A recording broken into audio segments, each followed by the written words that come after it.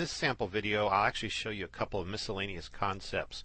I went back to this one called Property Schema Demo, where I had new employee, employee update, and so on. And I'd created a couple of kind of like illustrative orchestrations, and now I actually want to compile and use one of them. So for instance here, I created this orchestration called Demo to Map Inputs. And I never finished it, and I don't really want to finish it. But on the other hand, I don't want to delete it. So you have this neat little option down here called Build Action, Compile, and you can just set that to the word None. And so that next time I do a build on this project, it basically totally ignores that ODX file, and it won't be compiled. So now the next thing I want to show you is actually we'll do a real listen statement. And what I really wanted to show here was how you can show the name of the file that's received.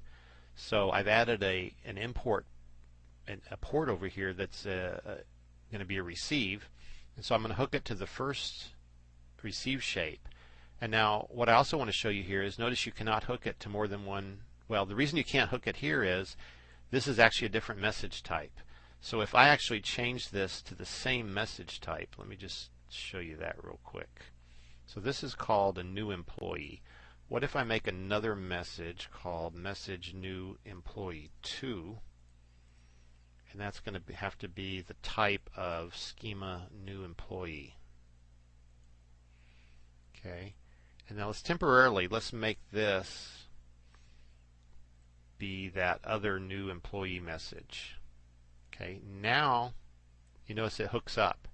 So on an operation here, it can only hook up to matching message types. And once you hook it, what it does, it actually copies the schema into this operation request. So what I want to do right now is break that.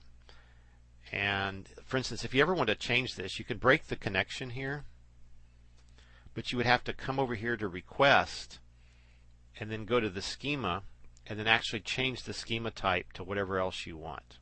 Okay, which I'm not going to do that right now. So this was actually correct. So now what I can do is I can actually add another operation to the same port instead of having a totally separate port. So what you do here is you right click somewhere on this port and you say new operation. And see, by default it calls it operation 2, and then I can hook it up to this other receive shape. So that's kind of cool. The operations, by the way, you can name them. I just rarely do. So there is an identifier over here. You could call this operation receive new employee, and this one could be operation receive update employee. And even the word request here, you can name that if you want to. I just don't see much purpose to rename that. Okay. So now I'm going to go off the video and do my strong key and assembly name and some of that stuff, and then I'll come back. Okay, that's set up. Now what I want to do is, I guess we'll have to add my debug logic to this. So in a prior video we made a subroutine, a C# subroutine that we could call to do our debugging. And what I want to do is add that to this project. So I'm going to say add existing project. And I'm pretty sure it was my BizTalk function library here. Okay, and now we'll add a reference from my, I call this property schema demo. Now it's really turned into more than that. But I want a reference from that project to the BizTalk library. And then what we want to do is at the bottom here add a couple of debug statements. So that's going to be a expression shape. And I had to double check. The name of my library was biztalk.training.com, common function library. And then my write output here was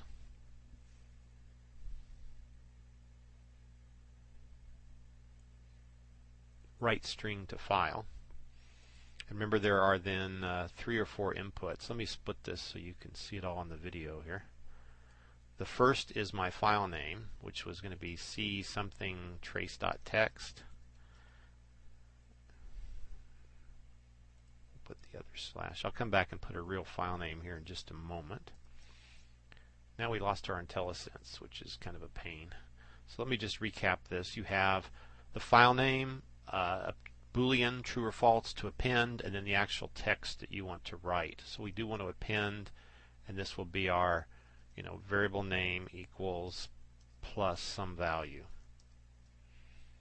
So I'm going to go find my file on the disk where we want to write this to. Okay, so this is where we're going to write it to disk, our trace, and then true I want to append, and then I need to print out some variable here, which we'll do in just a second. So what I want to illustrate here is that we can have an expression shape that says show me the name of the file. So over here I do have a variable that I created called var input file name, and what I want to do is paste that here, and then now I want to grab the name of the file that we actually received.